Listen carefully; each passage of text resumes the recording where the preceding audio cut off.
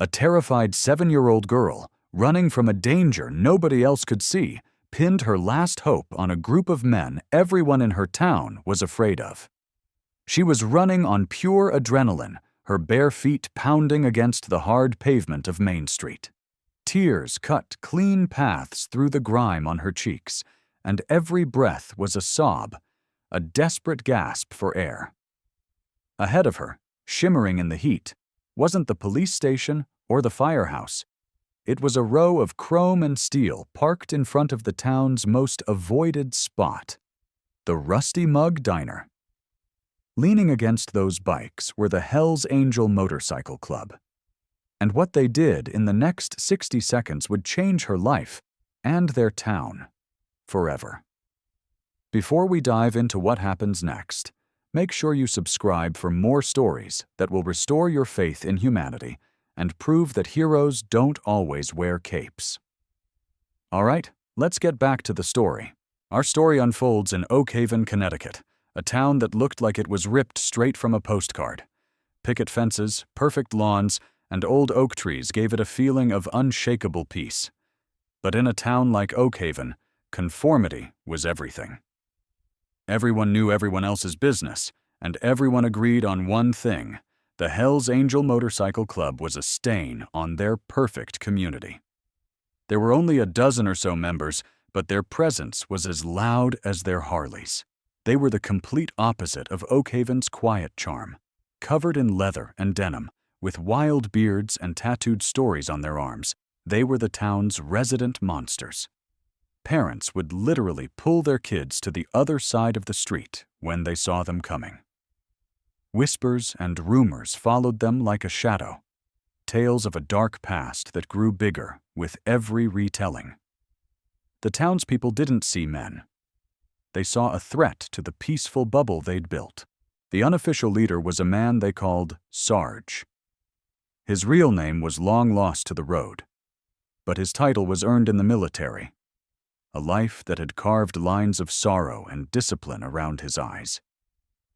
He didn't say much, but when he did, his low, gravelly voice made people listen. Then there was Preacher, who, despite looking just as rough, had a quiet wisdom about him. He was the club's conscience. And among them was Styx, a young guy in his 20s, just a prospect, eager to prove himself and find his family in the Brotherhood. They mostly kept to themselves. During the day, they worked odd jobs. Sarge was a mechanic, Preacher a carpenter. At night, you could find them at the Rusty Mug, drinking black coffee in the corner booth everyone else left open for them. They were surrounded by an invisible wall of fear, in Oak Haven but not really a part of it. On the other side of town, in a house that looked as perfect as all the others, lived 7-year-old Lily. To the world, she was a shy kid who was always clutching a worn, one-eyed teddy bear named Captain Patches. Her teacher said she was a talented artist but rarely spoke. Neighbors just saw her playing alone in her yard. But inside that house, the silence was heavy and suffocating. Her mother, Elena, was like a ghost, her smiles getting rarer and her eyes looking haunted. Her father, Mark, was a man with two faces. In public, he was charming and friendly, the guy who organized the block party. But behind closed doors, that charm curdled into venom. His voice became a weapon, his anger a storm that could break at any second. Lily had learned to read his moods, to make herself small and invisible, clutching Captain Patches as the only thing keeping her afloat. The danger she was running from wasn't some stranger in the dark. It was the man who was supposed to protect her. That afternoon, the storm broke harder than ever before. It started with a shattered plate, the sound making Lily jump. Then the shouting started, a tidal wave of anger aimed at her mother. Lily hid in her room, hands pressed over her ears, but she couldn't block out the sounds of her world falling apart. She heard a thud, then a choked cry from her mom. In that instant, something inside her just snapped. Survival instinct, a primal force she never knew she had, took over. She grabbed a small backpack she'd secretly packed weeks ago, a change of clothes, a water bottle, and a drawing of a sun. With Captain Patches tucked under her arm, she slipped out the back door. Her little legs pumped, her heart hammering against her ribs. She had no plan.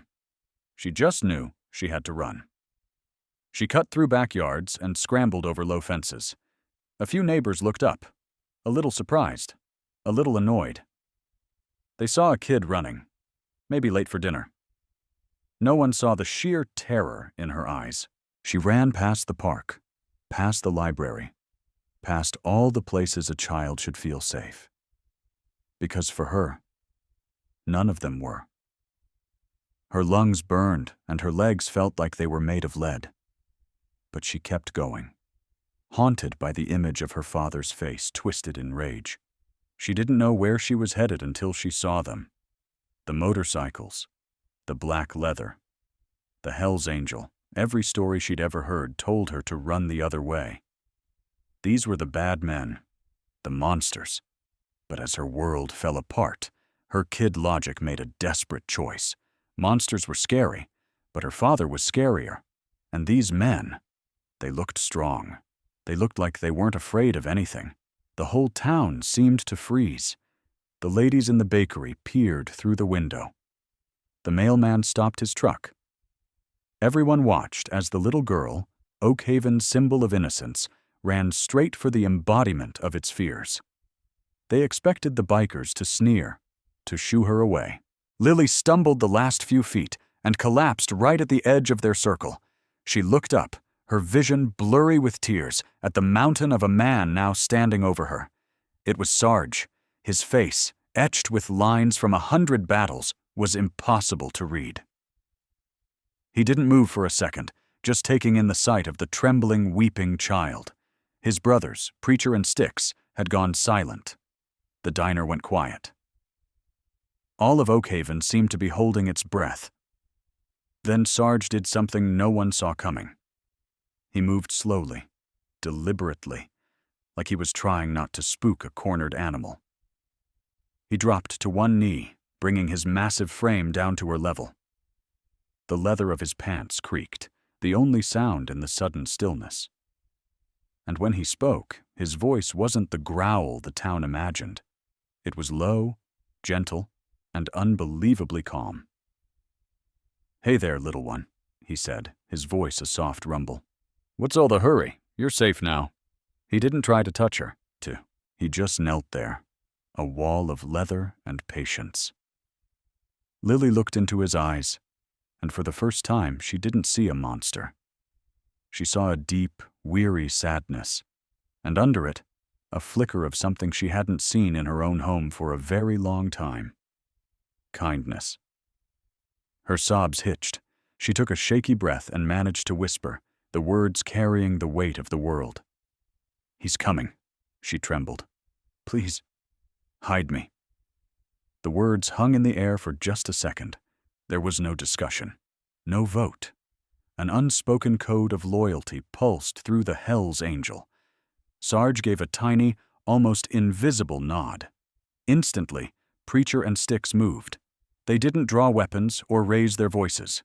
They rose from their chairs and, with 2 other members, formed a quiet, solid wall behind Sarge and the little girl. They became a living fortress of denim and leather. Sticks, the youngest, looked nervous, but his feet were planted firm. Preacher's face was like stone as his eyes scanned the road. Sarge turned his attention back to Lily. "What's your name, little warrior?" he asked softly. "Lily," she whispered, her voice a bit stronger now. "Okay, Lily. We're the Hell's Angel. And right now, that means we're your sentinels. Nobody's getting past us." He gestured to the teddy bear in her arm. "Who's your co-pilot?" "Captain Patches," she said, almost smiling. "Good. The captain's on watch with us then." Just then, a car screeched to a halt. The door flew open and Mark, Lily's father, stormed out. To anyone else, he looked like a concerned parent, his face flushed with worry. "Lily, what are you doing? Get away from them! Get in the car right now!" His voice was loud, demanding, the voice of a man who expected to be obeyed. Lily flinched and pressed closer to Sarge's leg. Sarge didn't even look back at her. His eyes were locked on Mark as he slowly rose to his full, intimidating height. "The little lady seems pretty scared," Sarge said, his voice calm but laced with steel. "I think she's going to hang out with us for a bit, until she feels better." Mark's mask of the worried father began to crack. The rage Lily knew so well flashed in his eyes. "Who the hell do you think you are? That is my daughter. You have no right to keep her from me." "Right now," Preacher added, his voice smoother but just as firm. "We're just a few citizens concerned about a terrified child, a child who ran to us for help." Mark jabbed his finger in the air. "I'm calling the police. You're kidnapping my daughter." "Please do," Sarge said, pulling out his own phone. "Let's get Sheriff Bradshaw down here. I'm sure he can sort this all out." The tension was so thick you could cut it with a knife. The townspeople who had been watching from a distance started creeping closer. This was the confrontation they had always feared, but it wasn't playing out how they'd imagined. The bikers weren't the aggressors, they were protectors. Just as Mark was about to lunge, a siren cut through the air. Sheriff Bradshaw's cruiser pulled up. The sheriff, a man used to Oak Haven's minor problems, stepped out, his hand resting on his weapon. He saw the furious, respectable citizen, the circle of intimidating bikers, and the tiny girl half hidden behind their leader. His expression hardened. This was exactly the kind of trouble he expected from the Hell's Angel. Sheriff Bradshaw was a by-the-book kind of guy, and the book said a bunch of bikers surrounding a child was the problem. "Sarge, what's going on here? Step away from the girl." Sarge didn't budge. "With all due respect, Sheriff, she ran to us. Said she was terrified and needed to hide." "We're just keeping her safe till you got here." Mark jumped on the opportunity. "Sheriff, thank God! These thugs are trying to take my daughter. Arrest them!" The sheriff looked from Mark's frantic face to Sarge's unyielding calm. It was chaos versus order, but the roles were flipped. Then he looked at Lily, who was peering out from behind Sarge's leg. The sheriff's training kicked in. "You always listen to the child." He knelt down, just as Sarge had, and softened his voice. "Hey there, Lily. I'm Sheriff Bradshaw. Can you tell me what's wrong? Why'd you run?" Lily looked at Sarge, who gave her a small, encouraging nod. She hesitated, her lip trembling. Then, in a voice that was barely a whisper, she said, "Daddy got mad. He was yelling. He hurt Mommy." She pulled her small backpack from her shoulder and unzipped it. Inside was a crayon drawing. It showed a big, dark, angry stick figure looming over a smaller one, while a tiny figure ran away. At that exact moment, another car pulled up. It was Elena, Lily's mother. She stumbled out, a big pair of sunglasses failing to hide a fresh, ugly bruise on her cheek. When she saw the sheriff, the bikers, and her husband, her composure crumbled. The public scene. The witnesses. It finally broke the dam of fear she'd been living behind. "He's been lying to all of you," she said, her voice shaking but clear. "He's been lying for years." A collective gasp rippled through the onlookers. This wasn't a kidnapping by bikers. This was something much darker, hiding in plain sight behind the door of a perfect home. Mark's face went from angry to pale, cornered panic. The mask was gone. Sheriff Bradshaw stood up. His entire attitude changed. He looked at Mark, no longer seeing a victim, but a perpetrator. Lily's story, the drawing, and the raw evidence on Elena's face painted a grim, undeniable picture. He spoke into his radio, his voice cold and official. Then he turned to Mark. "Mark, you're under arrest for domestic assault." As the sheriff cuffed him, Mark's control shattered, and he let out a stream of denials. But no one was listening anymore. They were all looking at Lily, and at the unlikely guardians who had stood up for her when no one else would. With Mark gone, a strange calm fell over the scene. The danger was gone, but Lily was still trembling. The show was over, but the bikers didn't just roar off into the sunset. They stayed. Sarge knelt in front of Lily again. He carefully unzipped his own leather vest, the one with the Hell's Angel patch, a symbol of brotherhood that the town had always seen as a symbol of fear. He gently draped it over Lily's small shoulders. It was huge on her, swallowing her whole, but as she pulled it tight, a look of pure safety settled on her face. It was a shield, a promise. But they did more than that. Preacher spoke quietly with Elena and the sheriff, getting the details for a protective order. Styx, seeing Lily's scraped feet, went into the diner and came back out with a first aid kit and a pair of his own clean socks, which he gently helped her put on. The diner owner, who used to serve them with silent judgment, now came out with a tray of hot chocolate and coffee. "This is on the house, fellas," he said, his voice thick with emotion. The perception of an entire town was changing in real time. The monsters weren't monsters at all. They were the only ones who had seen a child in pain and didn't look away. They had stood their ground, not with violence, but with an unbreakable presence. In the weeks that followed, the Hell's Angel became local legends. They escorted Elena to her court hearings, their silent presence a powerful warning. They helped Elena and Lily find a new, safe apartment. Sarge even used his mechanic skills to fix up an old car for them. They became a fixture in Lily's life, her rough-around-the-edges uncles. They taught her how to ride a bike, her laughter echoing in the park as Styx ran alongside, holding the seat. Preacher discovered her love for drawing and started bringing her sketch pads and pencils, sitting with her for hours while she created new worlds on paper. And Lily changed them too. She brought a lightness into their world of hard miles and harder pasts.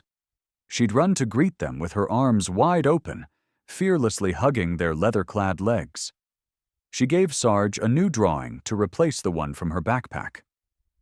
This one showed a little girl holding hands with a circle of big, smiling men on motorcycles under a bright, happy sun.